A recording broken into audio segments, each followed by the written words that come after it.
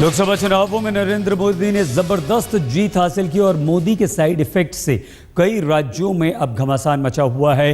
तो दिल्ली में नई सरकार की रूपरेखा तैयार करने की गहमागहमी चल रही है।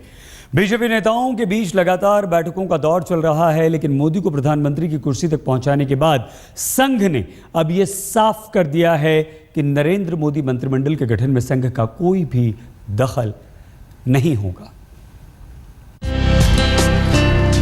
दोनों चेहरों पर खिली खिली मुस्कान, कमरे में गूंजती खुशियों की खिलखिलाहट, दिल की दूरियों का दर्द मिटने में बेशक कुछ कसर बाकी हो, लेकिन बाहर सब ठीक है। पांव छूकर दिल के करीब पहुंचने की कोशिश ने कल रिश्तों पर मिठास की चाशनी घोली और आज आडवाणी के घर पहुंचकर मोदी ने रही सही कसर भी मिटाकर चेहरे पर मुस्कान ला दी। करीब 50 से 55 मिनट की मुलाकात के पीछे बेशक धन्यवाद ज्ञापन का मकसद बताया जा रहा है, लेकिन जाहिर है इस मुलाकात में नई सरकार की रूपरेखा को लेकर भी चर्चा हुई। नई सरकार में बीजेपी के बड़े नेताओं की भूमिका को लेकर भी विमर्श हुआ। काफ़ी गर्मजोशी के साथ एल.के. आडवाणी ने नरेंद्र मोदी का स्वागत किया था। ये एक बहुत पॉजिटिव जेस्चर था और उसके बाद शायद उसी चीज़ को और मजबूत करने के लिए नरेंद्र मोदी और ये मैसेज देने के लिए कि किसी भी तरह का कोई रिफ्ट नहीं है, नरेंद्र मोदी मिलने आए हैं खुद एल.के. आडवाणी के घर। मुलाकातों का एक सिलसिला गुजरात भवन में भी दिन भर चलता रहा, जहां देश के भावी प्रधानमंत्री नरेंद्र मोदी वाराणसी की जनता का धन्यवाद कर लौटने के बाद से ठहरे हुए हैं। सुबह 8:30 बजे के आसपास भावी पीएम के सबसे करीबी सिपहसालार अमित शाह मोदी से मिलने पहुंचे। इसी वक्त जेपी नड्डा, बिहार बीजेपी के प्रभारी धर्मेंद्र प्रधान भी गुजरात भवन पहुंचे। करीब 11 बजे मिलने वालों का नया जत्था आया। येदियुरप्पा और अनंत कुमार मोदी से मिलने आए।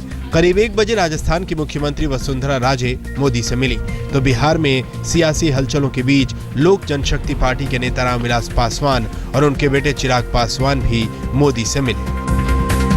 देश की नई सरकार की रूपरेखा के कयासों के बीच कुछ मुलाकातें संघ मुख्यालयों में भी हुई। हालांकि इन मुलाकातों के बीच यही कहा गया कि नई सरकार के गठन को लेकर या मोदी कैबिनेट की रूपरेखा तैयार करने में संघ की कोई भूमिका न अब है न आगे होगी।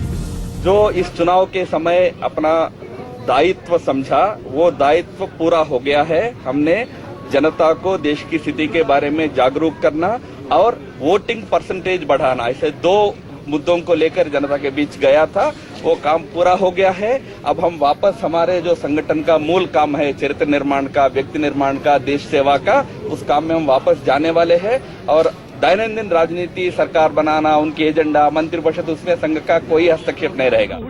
देश की जनता ने फैसला सुना दिया है। देश की जनता ने मोदी को अपना अगला प्रधानमंत्री मान लिया है, लेकिन मोदी कैबिनेट की रूपरेखा कैसी होगी, किन नेताओं पर मोदी की कृपा बरसेगी और उन्हें मोदी कैबिनेट में जगह मिलेगी, दिल्ली की सियासी हलकों में इस वक्त सबसे बड़ी चर्चा इन्हीं सवालों को लेकर है और बीजेपी के अंदर सबसे बड़ी भागम भाग इसी को लेकर।